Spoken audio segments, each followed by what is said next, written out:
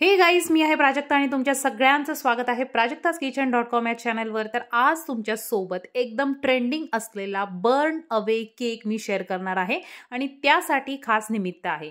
खूप दिवसांनी मी आलेली आहे माझ्या स्टुडिओमध्ये आणि निमित्त असं आहे की 26 जानेवारी हा जसा प्रजासत्ताक दिन म्हणून साजरा केला जातो, तर त्या दिवशी असतो माझा वाढदिवस आणि मी विचार करत होते चला आज काहीतरी स्पेशल बनवूयात स्वतःसाठी।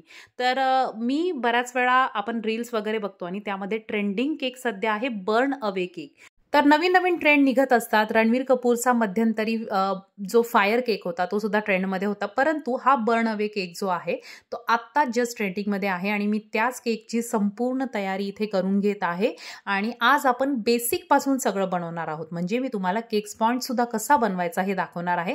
सगळे इन्ग्रेडियंट मी मोजून घेतलेले आहेत, कारण तुम्हाला रेसिपी देताना परफेक्शननीच आली पाहिजे असं मला वाटतं। तर चला जास्त उशीर न करता सुरुवात करूयात रेसिपीला। रेसिपीमध्ये इन्ग्रेडियंट जे आहेत त्याची लिस्ट मी तुम्हाला डिस्क्रिप्शनमध्ये दिलेलीच आहे, परंतु तरीही मी तुम्हाला सांगते की इथे दही मी 180 ग्रॅम घेतलेला आहे, त्यामध्ये तेल 90 ग्रॅम ॲड केलेलं आहे, त्यानंतर त्यामध्ये पिठी साखर साधारणतः 130 ग्रॅम ॲड केलेली आहे आणि त्यामध्ये व्हॅनिला इसेन्स आपल्याला ॲड करायचा आहे आणि सगळे लिक्विड इन्ग्रेडियंट छान असे एकजीव होईपर्यंत मिक्स करून घ्यायचे आहेत।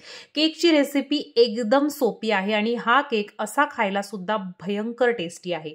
जर तुम्हाला हा संपूर्ण केक बनवायचा नसेल तर नुसती स्पॉन्जची रेसिपी सुद्धा तुम्ही ट्राय करू शकता। त्यानंतर इथे मी घेतलेला आहे मैदा, तो आहे 150 ग्रॅम, कोको पावडर आहे आपली 45 म्हणजे 45 ग्रॅम आणि त्यानंतर बेकिंग पावडर 3/4 TSP, बेकिंग सोडा 1/2 TSP आपल्याला ॲड करायचा आहे आणि ड्राय इन्ग्रेडियंट मिक्स करून मस्त असं बॅटर बनवायचं आहे। सगळ्यात शेवटी आपण यामध्ये ॲड करणार आहोत दूध आणि साधारणतः 100 ग्रॅम एवढं मी दूध घेतलेलं आहे।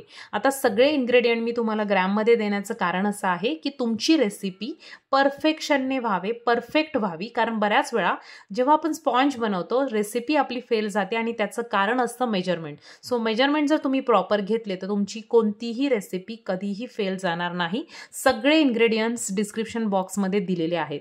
आता एकाच बाजूने फिरवत हळूहळू आपल्याला त्यामध्ये दूध ॲड करत जायचं आहे आणि त्यानंतर तुम्ही इथे बघाल तर हे जे बॅटर आहे ते आपल्याला आता मिक्स करत जायचं आहे। तर संपूर्ण बॅटर लंप फ्री म्हणजेच त्यामध्ये गुठळ्या होणार नाही याची काळजी घ्यायची आहे आणि जास्त ओव्हरबीट करायचं नाहीये। तर या कन्सिस्टन्सीचं बॅटर आता आपलं तयार झालेलं आहे। याला मी पोर करणार आहे 7 इंचाच्या टिनमध्ये। तर इथे तुम्ही बघू शकता सिया उभी आहे, कारण हे बॅटर इतकं टेस्टी आहे, कारण यामध्ये जी कोको पावडर मी वापरलेली आहे ती आहे मलेशियन कोको पावडर आणि याचा कलरही बेक झाल्यानंतर तसाच येतो। तर आज ही जी रेसिपी आहे ती मी एक दिवस आधी बनवत आहे आणि आमच्या इथे गुरुवारी लाईट नसते, त्यामुळे हा जो केक आहे तो तुम्हाला मी गॅसवरच बेक करून दाखवणार आहे। तर सगळ्यात शेवटचा जो टेस्टिंग पार्ट असतो तो म्हणजे बॅटर टेस्टिंगचा। तर सियाला बॅटर खूप आवडतं, तर सगळ्यात राहिलेला शेवटचा चमचा तिला दिलेला आहे टेस्टिंगला। तर आता इथे मी बेक करायला ठेवणार आहे, खाली एखादी जाळी किंवा स्टँड ठेवायचा आहे, कढई आधी प्रीहीट करायची आहे आणि मस्त असा 40 मिनिटं बेक करायचा आहे। तर बघा केक एकदम छान बेक झालेला आहे आणि बेक झाल्यानंतर त्याच्यावर मी एक झाकण उलटं ठेवलं होतं, कारण केक त्या वाफेमध्ये छान असा सॉफ्ट व्हावा। तर इथे तुम्ही बघू शकता केक एकदम छान सॉफ्ट झालेला आहे। आता पुढची जी आयसिंग आहे ती आपल्याला करायची आहे। तर आता मी इथे साडी घालून आलेली आहे, कारण तुम्हाला माहितीच आहे हळदी कुंकवाचा सीझन चालू आहे, तर मी बाहेर जाऊन आले होते आणि त्यानंतर आल्यानंतर मग पुढची रेसिपी करायला सुरुवात केली। केक संपूर्ण आता थंड झालेला आहे, थोडासा खालच्या बाजूने मला कोमट वाटला, तर इथे बघा मी स्पॉन्ज बाहेर काढलेला आहे। इतका डिलिशियस, इतका टेस्टी आणि कलर तुम्ही बघू शकता जसा आपण विकतचा आणतो तसाच सेम याला कलर आलेला आहे। स्मेल सुद्धा अतिशय सुंदर आहे। तर जर तुम्हाला पूर्ण केक बनवायचा नसेल तर माझी अशी रिक्वेस्ट आहे की तुम्ही हा जो स्पॉन्ज आहे तो नक्की एकदा ट्राय करा, तुमच्या मुलांना खूप आवडेल आणि एकदम सोप्या साहित्यातून मी तुम्हाला सांगितलेलं आहे। आता आयसिंगसाठी इथे मी नेहमी माझा घरातला कुणाचाही वाढदिवस असू दे मी चॉकलेट केकच प्रेफर करते, कारण आम्हाला सगळ्यांना तोच आवडतो। क्रीमचे केक आता फारसे आम्ही खात नाहीत। तर इथे प्युअर चॉकलेट मी घेतलेला आहे साधारणतः 150 ग्रॅम आणि कंपाऊंड घेतलेला आहे 150 ग्रॅम। आता बऱ्याच वेळा बरेच जण म्हणतात की हे 2 चॉकलेट मिक्स करू नये, परंतु मला दोघांची मिक्स टेस्ट आवडते, कारण प्युअर चॉकलेट वापरलं तर काय होतं केक जो आहे जरा कडवट लागतो. थोडंसं दोन्ही मिक्स केलं कंपाऊंड आणि कर्वेचर चॉकलेट तर त्याची टेस्ट जरा थोडीशी स्टेबल लागते. त्यामुळे मी हे दोन्ही मिक्स करून मेल्ट करून घेतलेलं आहे. चॉकलेट कसं मेल्ट करायचं याचे व्हिडिओ आपल्या यूट्यूब चॅनलवर आहेत, सो तुम्ही बघू शकता. त्यानंतर एकतर तुम्ही यामध्ये व्हिपिंग क्रीम किंवा फ्रेश क्रीम दोन्हीपैकी काही ॲड करू शकता. आता मी यामध्ये व्हिपिंग क्रीम ॲड केलेली आहे. साधारणतः 300 ग्रॅम आपलं चॉकलेट झालेलं आहे. 150 ग्रॅम दोन्ही चॉकलेट घेतलेलं आहे आणि त्यानंतर यामध्ये मी 150 ग्रॅम एवढी क्रीम वापरलेली आहे. तर अशा कन्सिस्टन्सीचं तुम्ही बघू शकता. गनाश किती छान शायनी झालेला आहे. थोडंसं मायक्रोवेव्ह करून घेतलं तर अशा प्रकारे तुमचं गनाश रेडी होईल. गनाशची सुद्धा रेसिपी आपल्या चॅनलवर आहे. आता इथे वरचा लेअर कट करताना माझा व्हिडिओ बंद होता, त्यामुळे कटिंगचा वरचा व्हिडिओ आला नाही, परंतु तुम्ही केकचं टेक्स्चर बघू शकता. इतका सुंदर सॉफ्ट. आणि मी कट करून बाजूला ठेवल्यानंतर इथे माझी पिल्लं दोन्हीही येऊन केक खायला सुरुवात केली होती त्यांनी, कारण तो खरंच इतका टेस्टी केक होता. तर याचा जो फायनल केक आहे तो किती टेस्टी होईल याचा तुम्ही विचार करू शकता. तर मी आहे ट्रफल केक लवर, म्हणजे आमच्या घरामध्ये सगळ्यांनाच जनरली ट्रफल केकच आवडतो. बघा तुम्ही लेअर सुद्धा किती सुंदर निघालेला आहे. होममेड केक असून सुद्धा याचे क्रम्स फार नाही आहेत. तर 2च लेअरमध्ये मी हा केक करणार आहे. इथे गनाश थोडा 15 मिनटं मी फक्त फ्रीजमध्ये ठेवलेला आहे, कारण आता थंडी आहे त्यामुळे सेटिंगचा फार काही प्रॉब्लेम नाही. आणि थंडीमध्ये हे ट्रफल केक एकदम भारी होतात. आता मी सोकिंग केलेलं नाही आहे, याचं कारण असं आहे की आपला केक होममेड स्पॉन्ज आहे, त्यामुळे तो खूप छान असा मॉइस्ट आहे, त्याला सोकिंग करण्याची गरज नाही आहे. जर तुम्ही प्रीमिक्सपासून स्पॉन्ज बनवला असेल तर मात्र सोकिंग याला थोडीशी करा. तर आता या गनाशने मी याचं संपूर्ण जे आउटर लेअरिंग वगैरे आहे ते करून घेत आहे. आणि इथे तुम्ही बघू शकता गनाश मस्त असं सेट, म्हणजे खूप लिक्विडी पण नकोय, खूप घट्ट पण नकोय की आपल्याला पसरवायला त्रास होईल. एकदम सॉफ्ट कन्सिस्टन्सीचं गनाश पाहिजे, ज्यामुळे आपण केकवर पसरवल्यानंतर आपल्याला इझिली आपला पॅलेट नाईफ त्यावरून फिरवता येईल. बऱ्याच वेळा पॅलेट नाईफ फिरवता फिरवता आपला केक तुटण्याची शक्यता असते. याचं कारण असं आहे की गनाश आपलं प्रॉपर कन्सिस्टन्सीचं नसतं. तर गनाश तुम्हाला जर खूप घट्ट वाटत असेल तर थोडंसं तुम्ही मायक्रोवेव्ह करून घ्या, कारण आता थंडी आहे. तुम्ही इथे बघू शकता केक लगेच सेट व्हायला सुरुवात झालेली आहे. तर थंडीमुळे काय होतात, हे जे ट्रफल केक आहे ते लगेच सेट होतात. आता हे जे सगळं मेजरमेंट आहे ते 1 किलो केकसाठीचं आहे. केक आणि आयसिंग पकडून हा संपूर्ण केक 1 किलोचा होतो.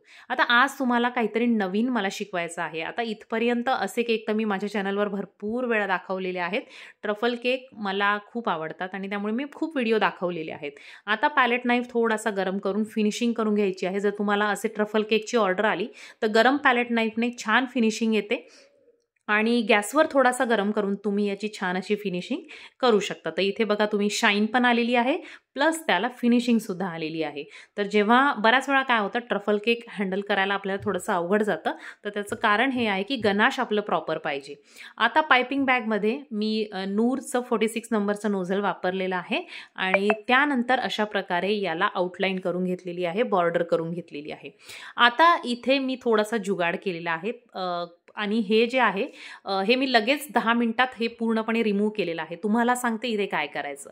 फोटो प्रिंट घ्यायची, कुठलीही फोटो प्रिंट तुम्ही घेऊ शकता आणि अशा पद्धतीने केकवर लावून घ्यायची. त्यावर थोडंसं न्यूट्रल जेल पाणी न घालता केकच्या फोटो प्रिंटवर पसरून घ्यायचं. आता ऐन वेळेला माझ्याकडे फोटो प्रिंट अवेलेबल नसल्यामुळे मी आपल्या नॉर्मल प्रिंटरमध्येच हे प्रिंट केलेलं आहे आणि खालच्या बाजूने एक प्लास्टिकचं जे OHP शीट आहे ती लावलेली आहे, याला स्टिक केलेली आहे खालच्या बाजूने. आणि जस्ट तुम्हाला दाखवण्यासाठी मी ही वापरत आहे, कारण ऐन वेळेला माझ्याकडे फोटो प्रिंट अवेलेबल नव्हती.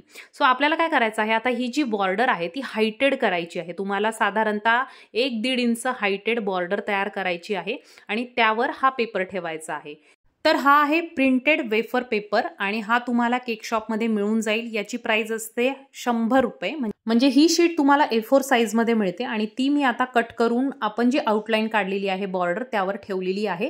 आणि हा जो पेपर असतो वेफर पेपर तो तुम्ही खूप वेळ ठेवू शकता, म्हणजे फोटो प्रिंट लगेच आपल्याला वापरात घ्यावी लागते. तसा हा जो पेपर आहे हा संपूर्ण एडिबल आहे, हा आपण खाऊ शकतो. तोंडात गेल्यानंतर हा जो पेपर आहे तो मेल्ट होतो, त्यामुळे हा संपूर्ण एडिबल आहे आणि खाली तुम्ही फोटो प्रिंट लावू शकता. तर मी याची बॉर्डर झाकण्यासाठी इथे अशा प्रकारे केकची बॉर्डर केलेली आहे आणि इथे तुम्ही बघू शकता फायनल आपला जो केक आहे तो रेडी झालेला आहे. आता तुम्ही कस्टमरला सांगून अशा प्रकारे तुम्ही जर मेणबत्ती जशी आपण लावतो त्याप्रमाणे असं जर लावलं तर ही जी वेफर शीट आहे ती हळूहळू जळत पूर्णपणे ओपन होते आणि खाली जो फोटो केक आहे तो फोटो केक जो फोटो आहे तो दिसतो. तर असे जे केक आहेत ते जेंडर रिव्हीलला किंवा बेबी शॉवरला तुम्ही करू शकता, किंवा तुम्हाला काहीतरी सरप्राईज किंवा एखादा मेसेजमध्ये लिहायचा असेल तर तो मेसेज तुम्ही मध्ये प्रिंट पेपरवर टाकू शकता आणि फोटो प्रिंट पेपर घेऊन त्यावर स्टिक करू शकता. तर अशा प्रकारे माझ्या वाढदिवसानिमित्त मी तुमच्यासाठी एक स्पेशल केक शेअर केलेला आहे. कसा वाटला तुम्हाला कमेंट सेक्शनमध्ये नक्की सांगा. व्हिडिओ आवडला तर लाईक करा, शेअर करा. अशा केकच्या तुम्ही ऑर्डर घेऊ शकता. साधारणतः 1200 ते 1500 रुपये किलो हा केक तुम्ही सेल करू शकता.